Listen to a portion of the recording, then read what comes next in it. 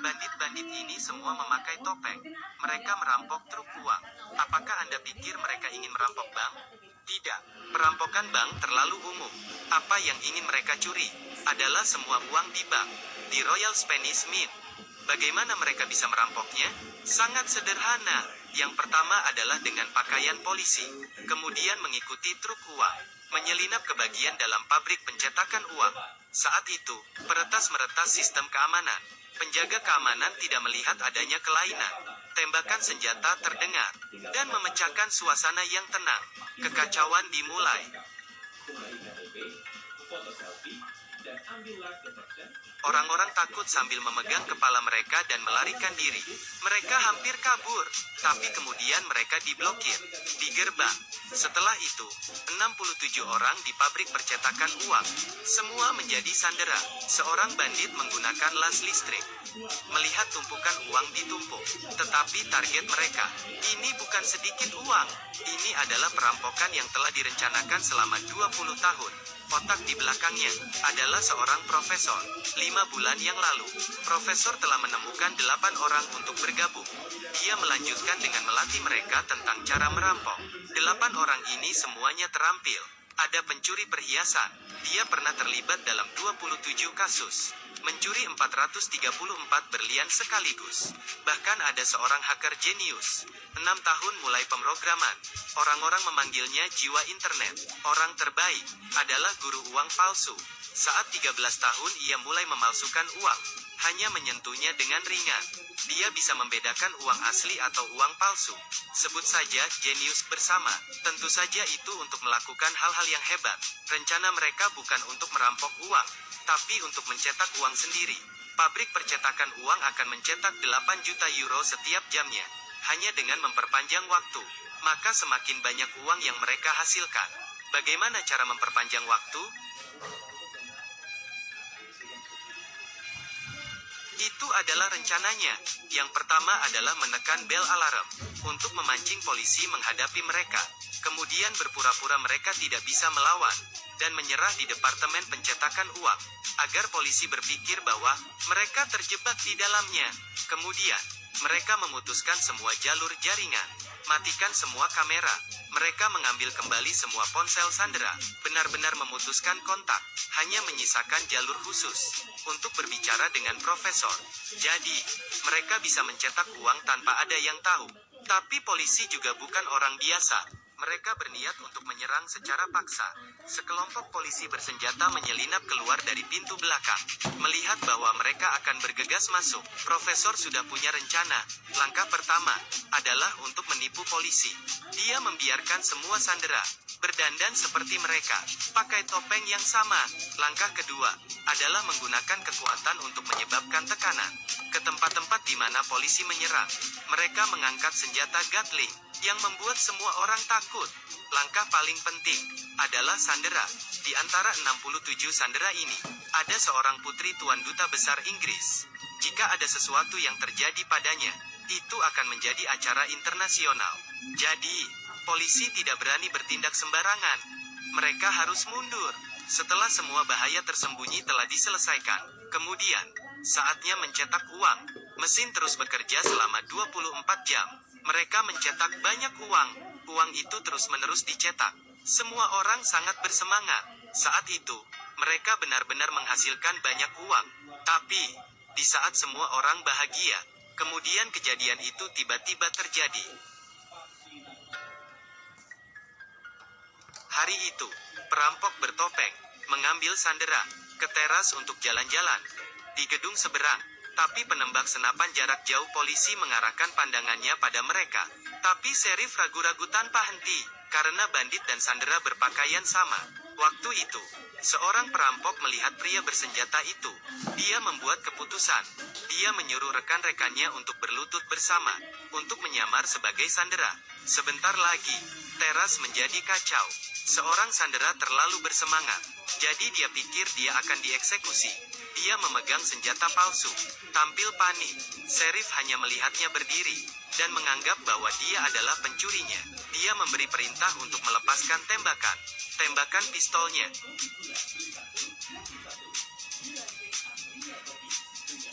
OMG, perintah profesor adalah untuk tidak membiarkan siapapun terluka. Saat itu Sandra terluka, mereka harus memanggil dokter untuk perawatan. Tapi hal itu membawa polisi sebuah terobosan.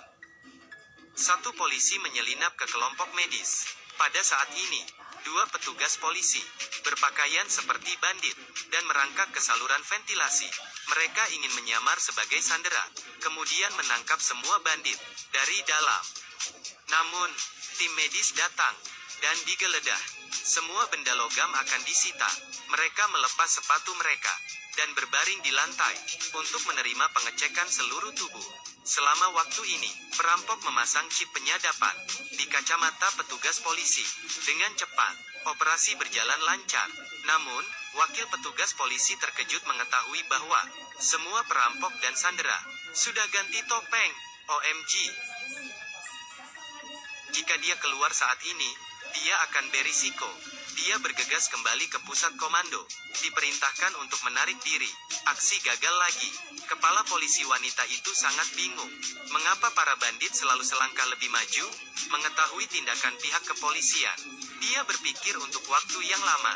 Dia mengira ada mata-mata, tapi dia tidak tahu itu. Beberapa hari yang lalu, dia bertemu seorang pria di sebuah bar, juga mulai berkencan. Dan pria ini adalah pemimpin kasus ini, Profesor.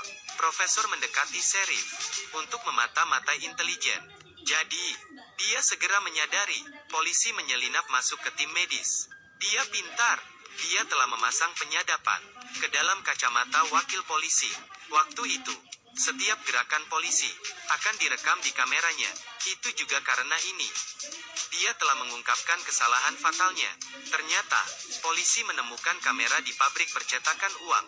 Sebelum perampokan skala besar seperti itu, para bandit harus sudah mempersiapkan sebelumnya. Tentunya, kunci mobil muncul di kamera. Polisi berdasarkan kunci itu untuk menyelidiki mobil ini. Dan di dalam mobil, ada sidik jari mereka. Saat itu, profesor menyuruh seorang pria untuk menghancurkan mobil. Tapi orang itu serakah dan menjual mobil ke pengumpul barang bekas. Ini berarti, bukti di dalamnya pada dasarnya belum hancur. Mendengar berita ini, profesor khawatir. Dia dengan cepat pergi ke tempat barang rongsokan, tapi ditangkap oleh penjaga. Untungnya, dia berlari dengan cepat. Setelah kabur dari penjaga, dia menemukan mobilnya.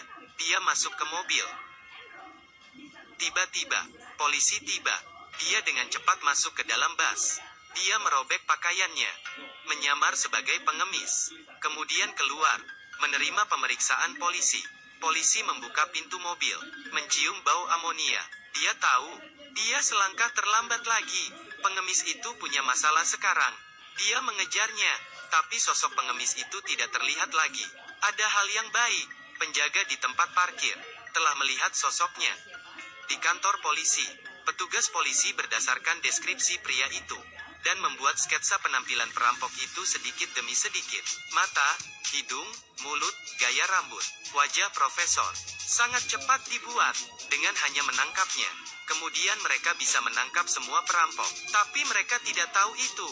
Profesor segera mengetahui berita ini melalui penyadapan. Pada saat yang sama, berikan rencana yang sesuai. Pertama, dia siaran online untuk mengetahui informasi penjaga.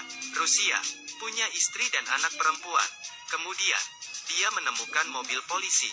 Yang pertama adalah berpura-pura memanggil polisi untuk memancing polisi pergi. Kemudian menemukan jalan untuk menyelinap ke dalam mobil. Melalui walkie-talkie, dia berbicara bahasa Rusia untuk melakukan intimidasi para penjaga. Saya di gerbang sekolah putri Anda. Jika Anda membuat sketsa gambar seperti saya, mungkin Anda tidak akan pernah melihatnya lagi. Mendengar ini, penjaga ketakutan. Dia segera menghapusnya. Dipukul sampai mati juga menolak untuk mengakuinya. Sheriff jauh dari kebenaran lagi. Jangan menyentuhnya. Saat itu, di pabrik percetakan uang, 8 bandit juga mulai berakting untuk terakhir kalinya. Mereka menghancurkan lantai lemari besi dan menggali tanah. Di bawah tanah, di tempat yang tidak jauh, 5 tahun yang lalu, Profesor sudah menggali terowongan. saat menggali terowongan. Itu juga hari pelarian mereka. Mereka membagi kelompok sandera untuk sampai ke terowongan gudang. Akhirnya di hari ke-11, terowongan di kedua sisi telah digali. Melewati terowongan, Profesor masuk ke dalam pabrik pencetakan uang. Melihat 2,4 miliar euro di depan mata, dia sangat bersemangat di dalam hatinya. Dia akan mengambil langkah terakhir. Mereka melemparkan uang ke dalam terowongan dan hendak mundur. Tapi, kejadian itu tiba-tiba terjadi. Seorang sandera mencuri alat. Dia melepaskan semua orang. Tunggu sampai perampok datang untuk mengantarkan beras. Kemudian mereka memberontak dan menyerangnya. Sandera menggunakan bom untuk menghancurkan bangunan yang mencetak uang. Saat itu, polisi menjaga di pintu. Melihat pintu besar rusak, juga bersiap untuk melancarkan serangan. Adegan menjadi kacau. Tidak banyak waktu lagi. Para bandit terbelah menjadi dua sisi. Mereka menggunakan senjata berat untuk menghentikan polisi. Di luar pintu, yang lainnya dengan cepat membawa uang. Akhirnya, sekantong uang telah berhasil dikirim. Mereka akan mundur, tapi para sandera melarikan diri. Lokasi pintu keluar terowongan telah diberitahu. Pihak kepolisian segera mengaturnya. Tak terduga, orang yang keluar adalah seorang sandera. Jangan tembak. Mereka sandera, jangan tembak. Sebenarnya, gua yang digali para sandera, semua digunakan untuk menutupi mata polisi. Terowongan yang sebenarnya, hanya pencuri yang tahu. Seperti itu, seorang perampok setelah mencapai tujuannya, menggunakan senjata berat untuk memblokir polisi. Setelah mengkonfirmasi bahwa rekan-rekan melarikan diri dengan selamat, dia menghancurkan pintu masuk terowongan, ambil pistolnya, dan keluar. Hanya beberapa detik lagi, karena dia memiliki penyakit serius. Tidak banyak lagi harinya. Profesor itu duduk di atas truk berisi 2,4 miliar euro, dan melewati polisi. Mereka berhasil. Semua orang mengubah penampilan mereka, membawa 2,4 miliar euro, kabur.